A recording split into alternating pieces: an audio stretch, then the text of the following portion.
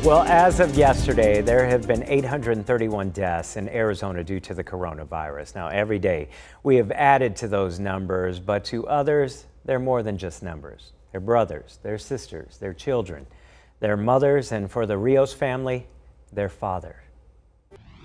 To know Manuel Rios is to know his silliness, highlighted by his morning ritual. Open the front door, turn the porch light off, and he would say, "Good morning, neighbors. Good morning, Arizona." And then really much louder, "Good morning, California." The 82-year-old was always surrounded by his wife of 63 years, Grace, and his family, who took extra care of him, especially faced with the fear of coronavirus. We thought we were taking all the precautions, wearing our masks, wearing gloves to the store, washing our hands all the way up to our arms when we got home. We did everything we were supposed to do. But daughter Tony Gonzalez says it hit the family. Well, I got sick, my sister got sick, my brother-in-law got sick, my mom got sick. It spread through our house like wildfire. Hitting Pops, as they called him, the hardest. And then my dad got really sick, and he was scaring us because his breathing was very shallow. His oxygen level was very low. The family immediately took him to the hospital.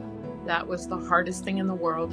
When we dropped him off at the hospital, we told him, "Dad, you're going to be okay. They're going to take care of you.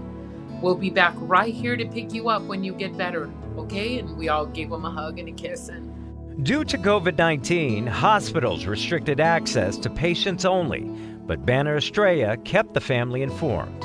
They pulled his ventilator out. He was breathing fine on his own. They said that he was doing really good, that if his tests come back negative, they'll move him out of the ICU and put him in a regular room. That night, he passed away. The family doesn't know what went wrong, but they're heartbroken he died alone. It hurts me to know that we told him we were going to pick him up and we weren't there, that we couldn't be there at all. The family is only left with memories of their hardworking, sweet father, but want to warn the public about the virus. It's real. It's real. At first, I thought it wasn't real, but believe me, it is real, and it's taking our loved ones.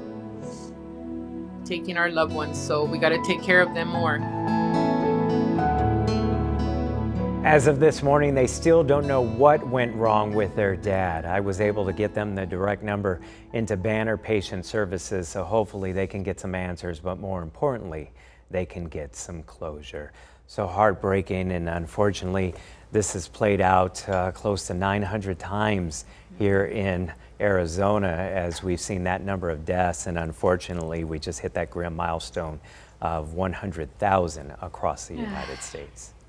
So heartbreaking, and so many families have not been able to obviously be there with the situation of hospitals not allowing visitors. So just heartbreaking to think that these people have had to do this alone and not be there for their loved ones. Yeah, that just feels unnatural to not be able to hold the hand of somebody you love when they're scared and when they're going through something like this. And we've heard that from the nurses that we've been able to speak to throughout this, that that's one of the hardest parts of their job as well. They know that that support is critical to recovery in any situation, and having to have the patience without is really been difficult on everybody involved. So thank you so much for the family to share that story with Javier, and certainly wish them strength and peace through a very difficult time.